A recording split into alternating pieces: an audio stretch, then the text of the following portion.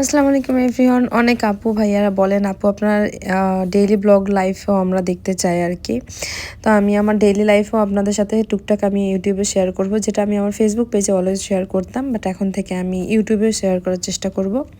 তো আমার যাই হোক, শীতের পোশাক আমি দেখলে আমি পাগল হয়ে যাই আজকাল। আমার নিজের মানে আমি এতই কেনাকাটা করি, তারপরে আমার কাছে মন ভরে না, এরকম ফিল হয় যে নতুন নতুন। আর এটা আসলে বাদ দেওয়া উচিত, কারণ নতুন নতুন আসতেই থাকবে আর আপনার এটা ভালো লাগতে থাকবে।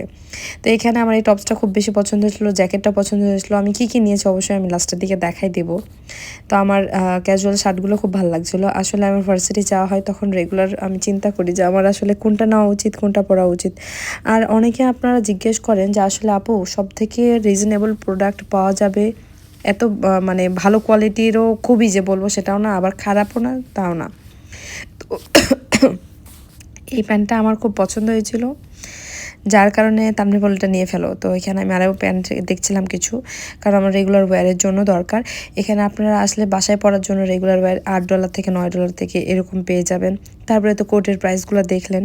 আর থালা বাসন অনেকে জিজ্ঞেস করেন যে আপু আমরা কি থালা বাসন নিয়ে আসা উচিত কিনা ক্রোকারিজের।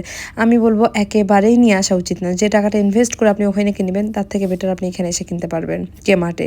আর আমি এই ড্রেসগুলো ট্রায়াল দিয়েছিলাম, তাই আমি আপনাদের দেখাচ্ছিলাম।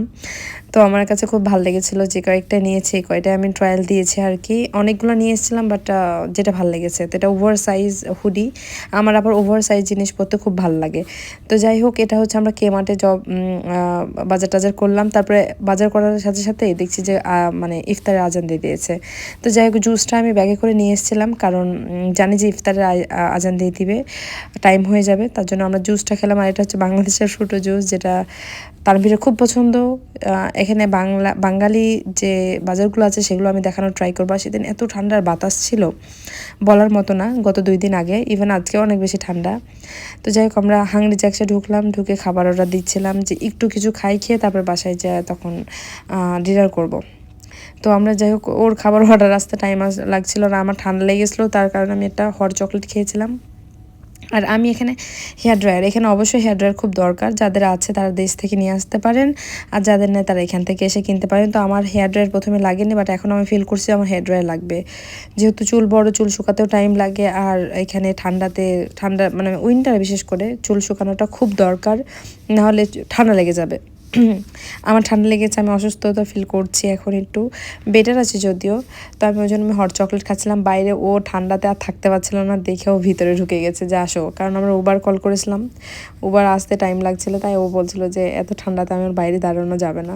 তো যাক, আমি কী ড্রেস নিয়েছি, এই যে সুন্দর এই টপসটা নিয়েছি, আমার এটা খুব ভালো লেগেছে। আমি নিশ্চয়ই আমার ব্লগগুলোতে যখন পরবো তখন অবশ্যই দেখাবো। আর এই যে এই জ্যাকেটটা নিয়েছি, প্যান্ট নিয়েছি, বাসায় পরার বেশ কয়েকটা প্যান্ট নেওয়া হয়েছে আমার। তো যাই হোক, এগুলোই আমার বাজার ছিল টুকটাক। আর আপনারা এসব কেমার্টে পেয়ে যেতে পারেন রিজনেবল প্রাইসেই, যেটা জব পর অবশ্যই আপনাদের কাছে রিজনেবল মনে হবে। তো যাই হোক, আমরা পরের দিন, এটা আমার ক্লিপ, জব করে আসছিলাম বাসায়, খুব বেশি টায়ার্ড লাগছিল। আসার পর আমার ভাবছিলাম যে আমাকে তো সেহরি রান্না করতে হবে, সেই জন্য আমি খিচুড়ি রান্না করছিলাম, চিকেন খিচুড়ি আর কি। তো এটা বাসা সবার জন্য, আমরা একসাথে মিলেমিশে খাবো, এই জন্য আমি এটা চিকেন খিচুড়িটা রান্না করলাম সেহরির জন্য। বাট হঠাৎ করে মনে হলো যে একটু টেস্ট করে দেখি, খুব মজা হয়েছিল। আর আমি এটা খেলাম, তাই আমি তানভীরকে বলছিলাম যে একটু ক্লিপটা করো। আমার ক্লিপগুলো মাঝে মধ্যে একটু নিয়ে দেয়, বললেও বোঝে না যে আসলে কীভাবে নিতে হবে। চেষ্টা করে, যদিও সাপোর্ট করে অলওয়েজ। তো আমি চালে ডালে খিচুড়িটা বসাই দিয়েছিলাম, তেমন কিছুই না, ঝামেলা নাই। আসলে আমি এরকমভাবে খিচুড়ি খুব কম রান্না করি, বাট দেখতে এত সুন্দর হয়েছিল আর মজা হয়েছিল খেতে। তো যাই হোক, সবাই ভালো থাকবেন, দোয়া করবেন, আর আমার চ্যানেলটা সাবস্ক্রাইব করে দিবেন, আরও বেশি বেশি ভিডিও আমি আপলোড দেওয়ার জন্য চেষ্টা করব।